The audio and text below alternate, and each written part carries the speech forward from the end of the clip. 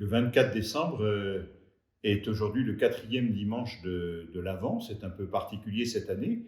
La quatrième semaine de l'Avent est réduite au strict minimum puisque dès le soir, nous fêterons Noël et la joie de la Nativité.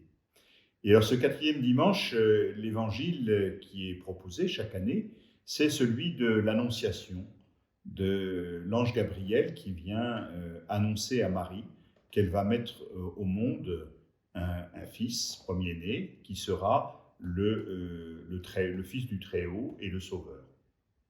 On connaît tous assez bien ce récit de l'Annonciation, et en même temps, pourtant, on a toujours à y découvrir des choses nouvelles. Moi, ce qui me frappe chaque fois que je le relis, que je l'entends, c'est la grande simplicité finalement de ce dialogue.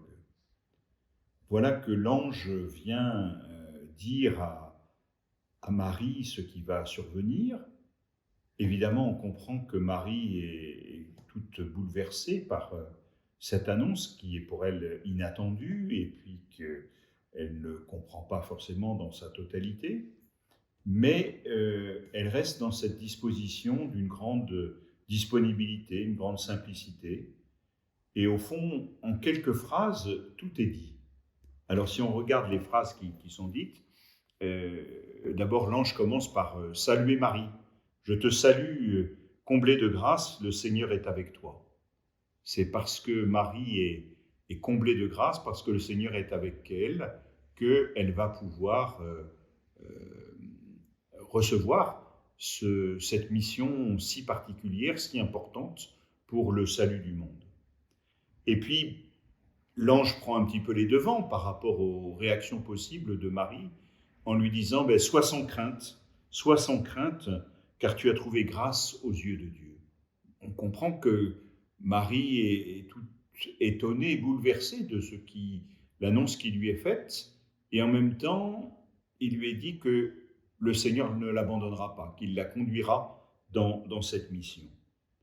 Et ensuite, il précise quel est l'objet même de cette annonce. Tu vas concevoir un fils et tu lui donneras le nom de Jésus et il sera appelé le Fils du Très-Haut. L'Esprit Saint viendra sur toi et la puissance du Très-Haut te prendra sous son ombre. Et donc, autrement dit, cet enfant, il va naître par l'action de l'Esprit Saint, par l'action de Dieu dans la vie et le corps de Marie. Et donc, Marie, elle, va finalement dire deux choses. Elle va poser une question. Comment cela va-t-il se faire puisque je ne suis pas encore mariée, elle est promise à Joseph, mais voilà, je ne connais point d'homme. Bon, ça lui paraît évidemment impossible. Et puis, la deuxième réponse, c'est l'acceptation finalement de cette mission qui lui est confiée. Je suis la servante du Seigneur. Au fond, l'ange avait dit aussi à propos d'Élisabeth, sa cousine, qui est enceinte elle aussi, dans sa vieillesse, alors qu'elle n'avait pas d'enfant, qu'elle ne pouvait pas en avoir, rien n'est impossible à Dieu.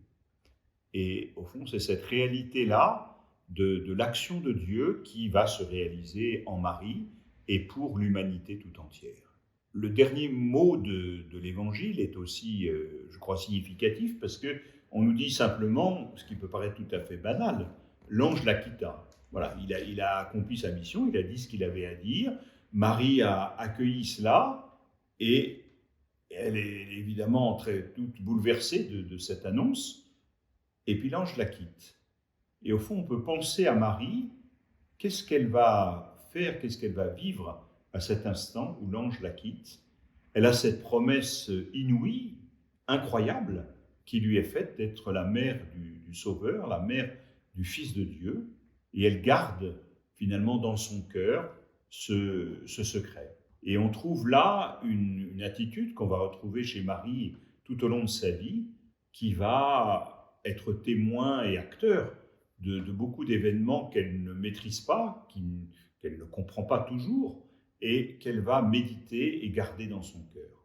Alors peut-être que pour nous, il peut en être de même. Nous n'avons pas été bénéficiaires d'annonces aussi grandes et aussi importantes, mais nous pouvons aussi nous dire qu'est-ce que Dieu nous a dit, nous a donné dans notre vie. Euh, Quelles sont les merveilles que Dieu vient accomplir en nous ou autour de nous? Comment est-ce que nous savons en rendre grâce?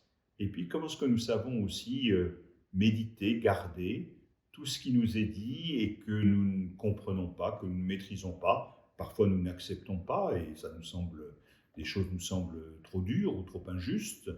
Et il nous faut simplement les recevoir avec cœur, les méditer et demander au Seigneur qu'il nous éclaire.